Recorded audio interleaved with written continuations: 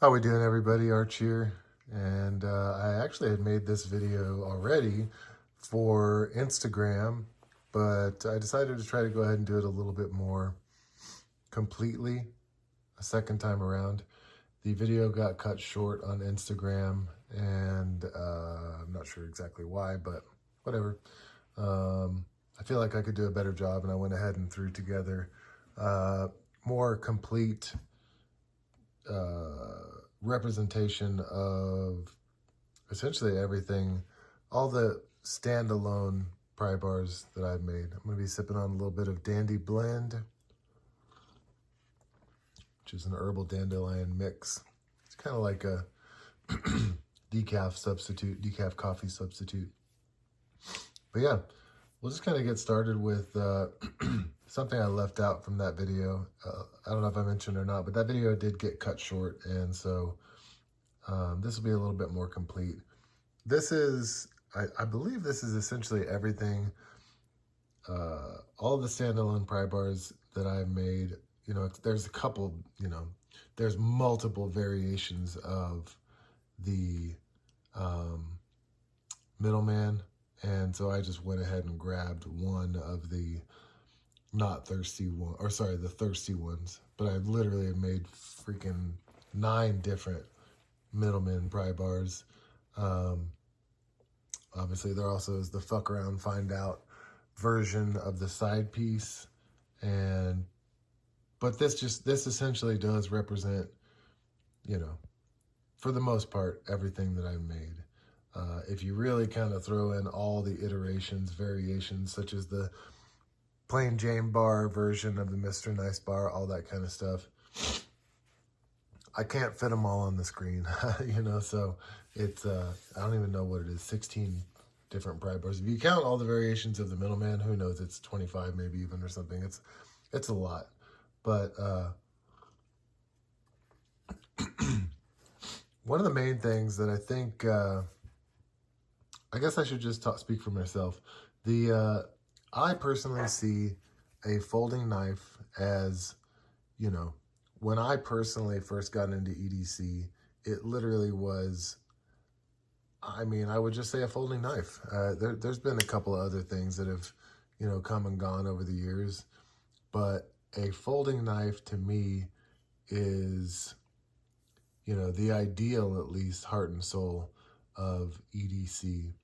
A person who is interested in being prepared in their day-to-day lives for tasks that may generally come up, I'd say, daily. Ideally, again, like, you can't carry this in certain places. Knives are prohibited, so that's one big area where one of these tools does come in handy, and it's the reason why I consider now my personal number one tool would be an everyday carry pry bar. But again, ideally, which is not, a realistic expectation, ideal rarely is part of reality, a folding knife is that. But I say this in order to throw out the idea of, or throw away, I guess, the idea of, a folding knife has what people refer to as a show side and a lock side. So the pocket clip is always going to be on the lock side just because of the way, whether you're dealing with the left-handed or right-handed knife, just because of the way that it is. I have a work shirt here just to kind of do some loose representation of what I'm talking about here, so you can just kind of pretend this is pants pockets. And just inherently, the clip side of the knife, we'll just say in this case, is going to be facing out. The lock bar side is going to be facing out. So when a person goes and pulls this out of their pocket like this, they will automatically be holding in their palm, looking at, admiring, however you will, the show side of their knife. And yeah, so that's just kind of, I just wanted to kind of throw that out there as I think one of the things that does kind of mind fuck people in everyday carry. When I designed the Mr. NiceBar, I threw everything out the window and just kind of was like, what do I want? How do I want to carry it? What do I want? And it was pretty simple, for me. I wanted a very cool, monolithic, minimal piece of functional art. And in my mind, there's always trade-offs involved in every single thing that's made. When imagination meets reality, there's trade-offs. And fuck, man, manufacturing is definitely a lot of that.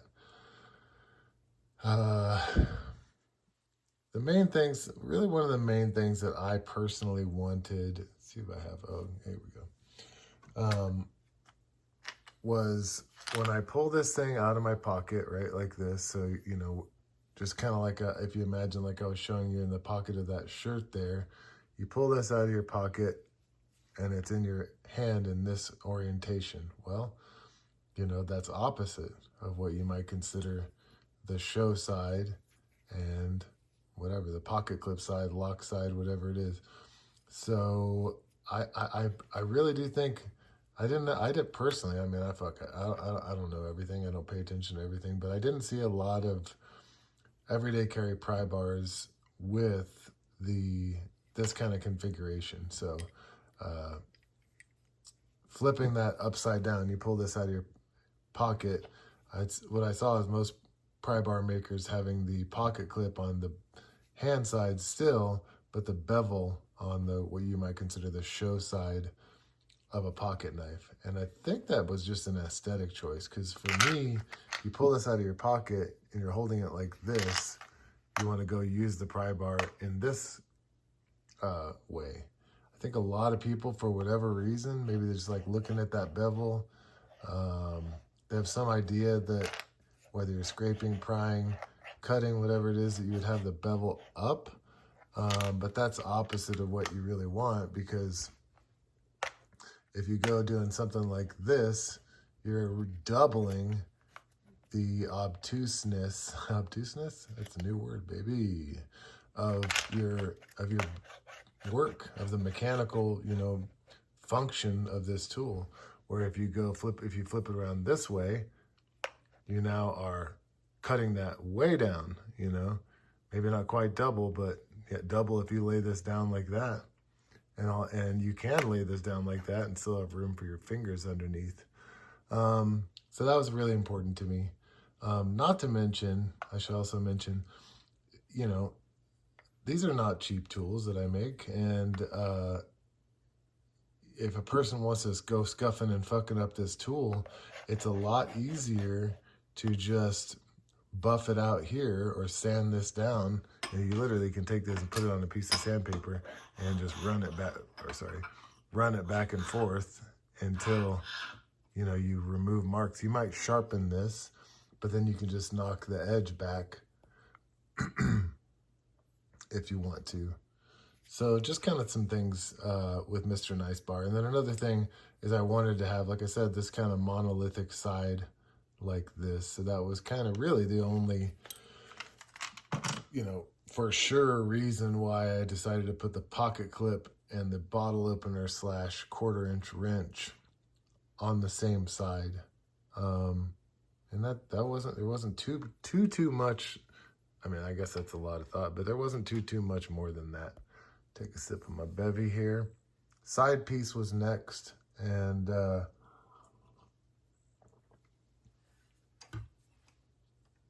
when I made the side piece, my primary objective was to have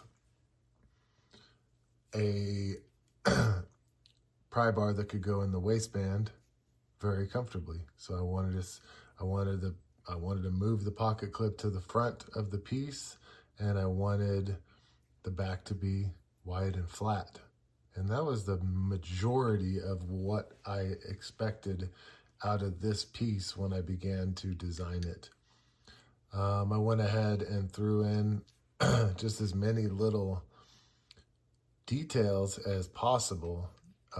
I personally love minimalist stuff, so I leaned more towards the PJB, which I don't have one right here, than I did the Mr. NiceBar. So I chose to make this a little more reminiscent of the PJB than the Mr. NiceBar. And it turned out to be cool because it's ultra super lightweight. Choosing the dimensions and everything, in my mind, when I look at this thing, I go, all right, so if this thing has a weak point, it's probably this here. So what I did is I went and measured this and made the sides of the PJB exactly, or a little bit more than half of that thickness. So now it makes it so, you know, there's no just like outstanding weak link on this thing. It just is pretty through and through a pretty solid but lightweight piece. And I just, holding this thing in my hand, I think a lot of people who have a side piece would be just like, holy shit, when you first pick this thing up, it's like, you know, it's like light as air. I forget what the weight on these is, but man, it really is something to behold. Then I went ahead and threw on the compound bevel just to kind of, more than anything, just to kind of test my design capabilities, because there sometimes are bevels that you do in just machine programming, which is CAM, and then there are some things that you do, or you can do it however you want, it's up to the maker, but like this I actually designed in the actual design software. So my three-dimensional model that I made looks like this. And that's not, you know, an easy thing to do. And pressing it into real life is even harder. Machining a bevel like this isn't necessarily that difficult, but making it sexy is pretty fucking difficult. And there's a lot in that. This bevel right here, I don't even know exactly what it adds to it, but at least I'd say a bare minimum of like 20 bucks, 25 bucks, something like that. I'd have to look at the CAD cam, or actually, just the cam. But when I chose to, part of it was just like keeping the pocket clip on the same side as the Mr. NiceBar, probably. But a big part of choosing the pocket clip to go on this side, when I'm looking at it, the left, like you can see a lot of people, and what prompted this video, for a big part of what's prompted this video is people ask me, why did you change the side of the pocket clip on the new Mr. NiceBar V2? And we'll get to that, of course. But yeah, the reason that I put it where I put it on the side piece is because I figured I'm right-handed. I'm putting it in my front right pocket. I'll angle it like this, and it'll grab the front right pocket a little easier with it being on that side. And so that was just a big part of it. Again, I also wanted this side to have that monolithic look. I just really like that minimal look of this thing. And then kind of all the business is over here. So if you will, even almost, you know, in some ways, a show side and a, you know, for lack of a better term, a cluttered side. Another thing I did that's kind of interesting is, for lack of I decided on both of these to go, it sticks out less on the middle, on the Mr. NiceBar 2.0 than it does on the side piece. But these bars are actually symmetrical, right? So the angle comes off symmetrically. So if there was an invisible line going down the very center of these pry bars, it would be symmetrical. Mr. NiceBar is not symmetrical. In fact, it's very subtle. But those of you guys that have a Mr. NiceBar, you can notice it in person better. There's even like a little break here where right exactly across from this break, it breaks off and it's parallel right here at the tip. Just kind of an interesting thing. And then also I made it so, and this was just for people to be able to work on the tip of this. The tip of the Mr. NiceBar is 90 degrees to the clip side.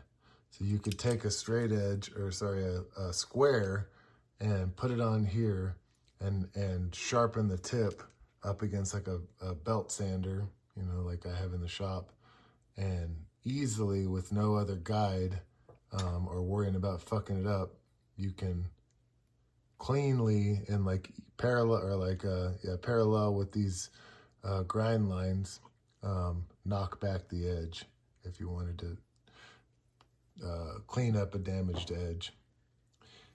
But it's kind of hard to tell. You can't really tell any of that. It looks relatively symmetrical. So I guess in another word of saying, this edge is 90 degrees. This one is a couple more degrees acute than that. So kind of an interesting little thing there. And then of course this is 90 degrees and this one would be a couple degrees more obtuse than 90 degrees. So kind of interesting there where these bars are totally symmetrical. So yeah, that's kind of all this in a nutshell. The side piece, and then still have retaining a 1/4 inch wrench here. The back side of this guy also is a 1/4 inch wrench, which you can back right up to that pocket clip to kind of hold in there a little bit better. Just kind of show you here just for shits and giggles. I don't, actually, to be honest with you, I'm not 100% sure if I do or don't advertise these things. For me, this shit is pretty self-evident. If I was a consumer of this stuff, I would go like, I imagine that's a 1/4 inch, you know? But here would be, you know, closer to 5/16, maybe some metric thing or something like that. Happy accident that these turned out to be decent wrenches, but useful. So that's why I always tell people who want to weigh the difference between a side piece and a fuck around find out side piece, I go with the side piece just because it's not less weak, you know, than the fuck around find out, which is solid here and here. I actually made the fuck around find out to be like a PJB version of the Mr. NiceBar, but I threw so much extra shit on there that it ended up being like exactly the same cost to machine. So same with the PJB. I made the PJB to be a cheaper version of the Mr. NiceBar, and once I did the CAD cam and fucking did all the math and everything, I was like, it's the fucking same price. Just a more minimal looking thing. Ladyfinger Pinky. Ladyfinger Pinky is a pry bar that I made for other people. I did not make the Ladyfinger Pinky for myself. All the design attributes are 100% my ideas. But a lot of people ask me to make shorter, thinner, standalone pry bar, which standalone I define as just a pry bar that's not intended to be attached to something else. That's why I don't have any of the keychain pieces out here or anything like that. Closest would be the My First Pry. Yeah, so I personally don't, the Ladyfinger doesn't get a lot of love from me. My wife loves hers just because it is a good adversarial eyeball cleaner, but it's a little small for me. Yeah, and I guess for me, I really do use these things like every day, so I don't know. I feel like I might fuck up this sexy tip on here. Don't have a lot to say about the Ladyfinger. I essentially customized and changed and milled away a little bit more of the pocket clip in order to make this integral lanyard loop on there, and that's a really cool thing. I do love that. How I came up with the idea to do both a hidden lanyard loop, but also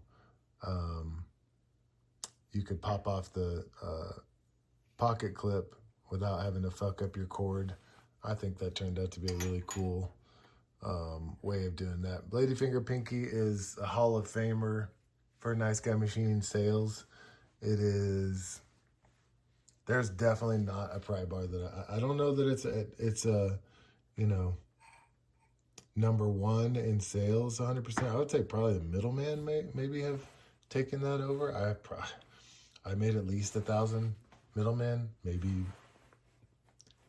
even 1,500. The last batch of Middlemen that I made was 700. And those of you guys that are on the email list know that most of those are dropping in the next few weeks. So actually, big drop tomorrow in the Patreon group, which this video probably will come out same day or maybe even later then. The Ladyfinger Thumb, I'm going to go ahead and just very quickly go over that. It's essentially, it has enough in common with the side piece that there's not a lot to talk about here. Ladyfinger Thumb, I guess just to make it as much of a complete video as possible, I can talk a little bit about it. This video is intended to be more general,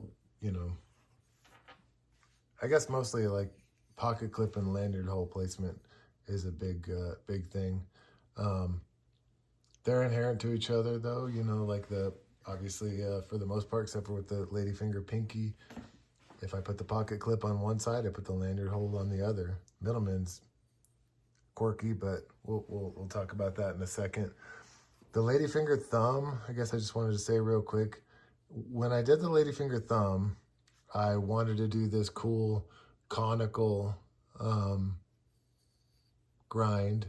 This is a crazy way that I created this, and then also I machined the contours of it. In Fusion 360, I created a big ass cone, and actually like a hollow cone, and I used this huge cone. I mean, like really huge, just like 3 foot long cone. I forget exactly how big it was, but something like that. And I placed the cone over this model, and I used that cone to delete where the two bodies overlapped. And so that was a big thing I was playing with. And so it's actually the more open, broader side of the cone is towards here, and the tip of the cone is more towards here. So there's wild geometry going on with the Ladyfinger Pinky.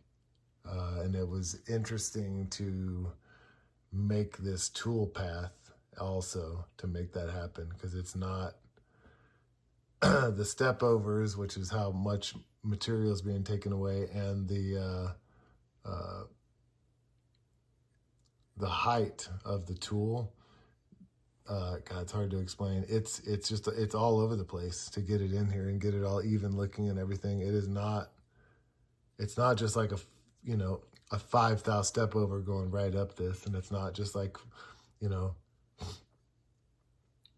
1 thou up every single time. This is a complicated geometry, at least for me, to machine and make it sexy. Again, like a lot of this stuff isn't difficult to machine. It's difficult to make it sexy. Anyway, so that was a big part of it. The other two things were I wanted to make the most TSA friendly, like just bruiser, fucking throw this into any situation as far as like actually using it as a pry bar scraper, all that kind of stuff, and make it TSA friendly. I was like, this big broad fucking butter knife, not even butter knife. It's like 35 thou thick at the end here. This big, which is kind of funny. I made this much thicker than anything else. I actually ended up changing the Ladyfinger Pinky to have that geometry, but I made this much, much thicker behind the edge than anything else. And my philosophy on that was, like, you can always make this duller, but it's going to be a real bitch to make it sharper.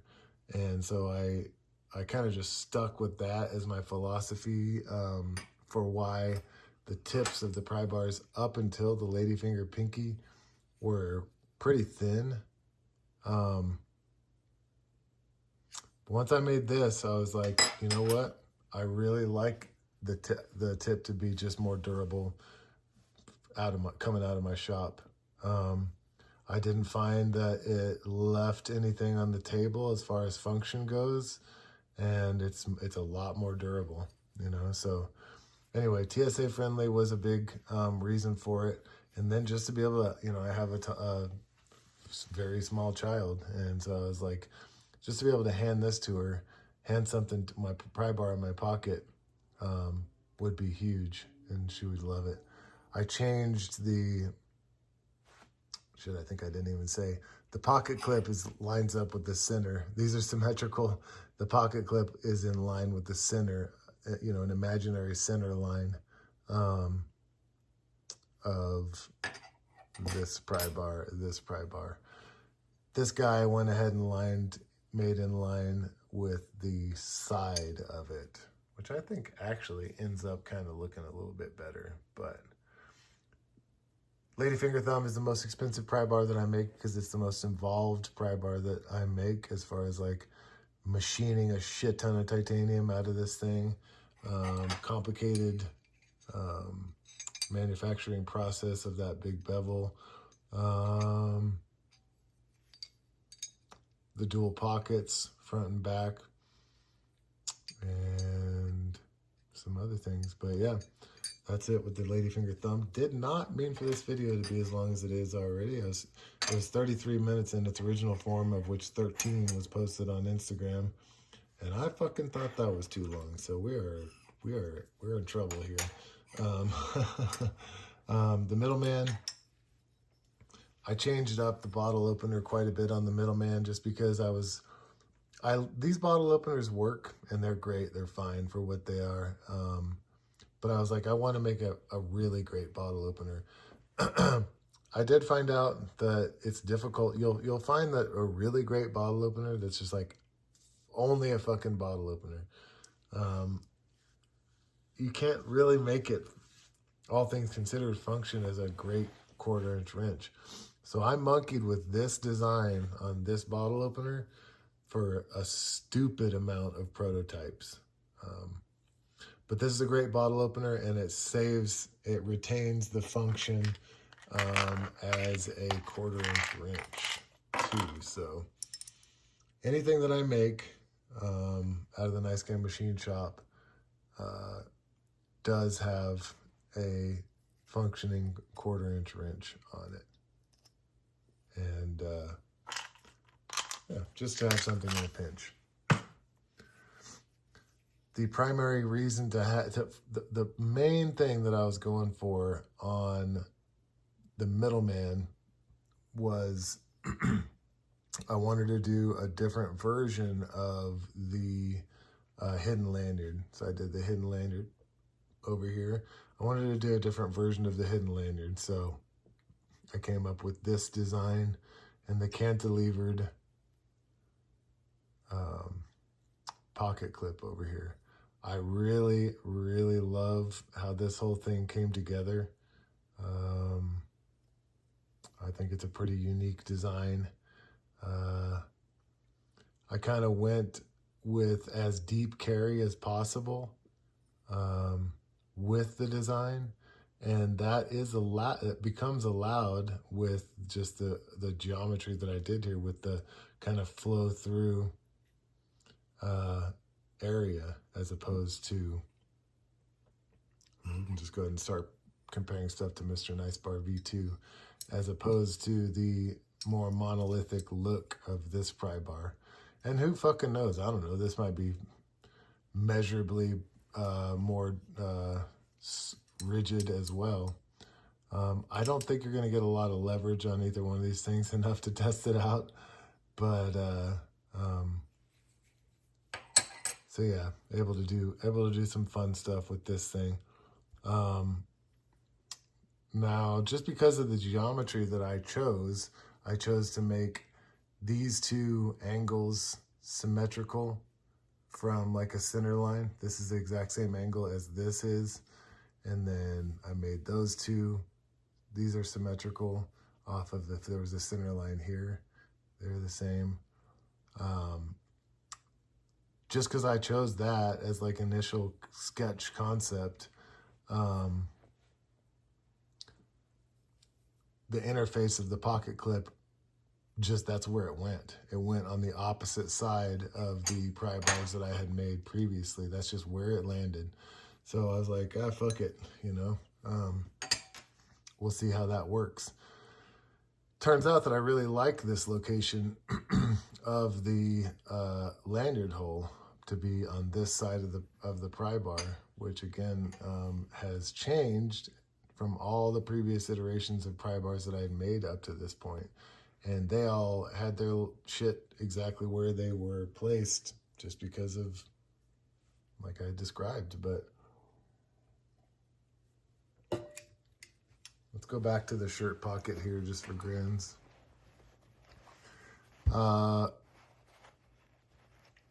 If this was the right front pocket of my pants, I would put this in my pants like this. And when I sit down or whatever, when I'm just chilling in day-to-day life, much less sit down, this is kind of the orientation that the bead goes in. And I personally, like, I don't put these beads on these pry bars like this for fucking show and tell or anything like that. These are on these pry bars because I'm 100% at least for my pry bars are inseparable from a bead. In my opinion, they must have a bead on them. And that's because when I grab it out of my pocket, I'm going for this fucking bead. Like that's my, you know, the slow is smooth, smooth is fast kind of thing. I'm going for that bead. It's all I'm focused on when I'm pulling this out of my pocket. Then I'll kind of like just determine how I'm going to grip this thing. Typically I have it in mind exactly how I'm going to do it. But I decided that I really loved that that lanyard hole orientation. Again, I'm a bead out guy. I almost never tuck the bead in, even though I did make the Middleman with a specifically with a lanyard hole that goes down below the boss of the pocket clip, so you can rock this thing super duper unobtrusive. And so like if you were to flip this over to your back pocket, obviously there's not a back pocket on the back of this shirt, but the orientation of your back pocket would be, if you put it in on your hip side, not on your butt crack side, it would go in like this, this is how fucking I don't know, 49 out of 50 times I'm rocking my pry bar in my right back pocket just like this. Suddenly now it tucks in no problem, easy peasy in the back pocket, plus still hangs exactly like how I want. So for lack of a better phraseology, I fell in love with this orientation of the lanyard hole. It's not that I don't like other orientations anymore, but I do prefer this this lanyard hole orientation. So I like it on this side of the pry bar. And that, that is the reason why the pocket clip ended up being on the opposite side of the side piece for the Mr. NiceBar V2. My first pry, I made my first pry just to be a cool fifth pocket art piece for the most part. I named it My First Pry because my influence, my what's the word I'm looking for? Inspiration for the My First Pry is a Swiss Army knife shape, Swiss Army knife scale shape, and Swiss Army company does make a Swiss Army knife called the My First knife, I think. My first, yeah, I think, or maybe my first Swiss Army knife. It has like a blade with no point on it, and it does have a sharpened edge, but no point, so you can't like slip and stab yourself, or really bad, I guess. But that basically was it. I made this, again, my daughter was big time, by far the most inspiration for me. She does have my first pry that I machined, and she actually really loves it. She's 2 years old, and it is her first pry. And that was another big influence for that. My first pry also is machined out of the same stock, the exact same stock that I machined Middleman out of it, which is why. And also from the conception, I was like, I'm going to make a smaller pry bar that I machined with a bead. And that's why the My First Pry, and only the My First Pry, comes with a bead. And this bead is only available with a My First Pry. So it's kind of a cool little match there. Moving on, just to be able to offer some, I made I call these the raw dogs. This is the average size raw dog, and this is the raw dog chubby. I made the raw dogs specifically to be the most competitive priced standalone pry bar that I could possibly make. I made them as no frills as possible, and just wanted to be able to make a big ass honking chunk of fantastic titanium EDC-ness for people and be able to do it for $100, made in Colorado. This one I blasted and stonewashed for myself. Didn't ever intend to do them in this finish, but I love how this looks. So next batch of raw dogs that I make will most likely be blasted and tumbled, which is going to add a little bit to the cost, but I mean, we'll see. Not we'll see, it will add a bit to the cost, but it's still going to be the best bang for the buck that I can possibly put out of my shop. Boris and Doris, these are the sleepers. The sleepers, there's going to be more sleepers. There's going to end up being a total of 5 sleepers. And what's going to designate the sleepers as what they are is they're all going to be thinner stock than the rest. These are, I make them out of 1/4-inch stock. These are made out of 1/4-inch stock, and the 1/4-inch pry bars are made out of 3/8-inch stock. Because you have to machine all 6 sides of anything you want to be worth a shit. And I can't fucking remember what these bad boys are. They're pretty thick though, like 0.16 or something like that. They're not 1/8-inch thick. Anyway, the primary reason to make Boris and Doris was specifically to utilize the Chris Reeve knives clips or the pocket clips that I make for Chris Reeve knives in my own product. I put a lot of R&D into these Chris Reeve knives pocket clips, yet I don't love making a standalone pocket clip and selling that pocket clip. It's not fun.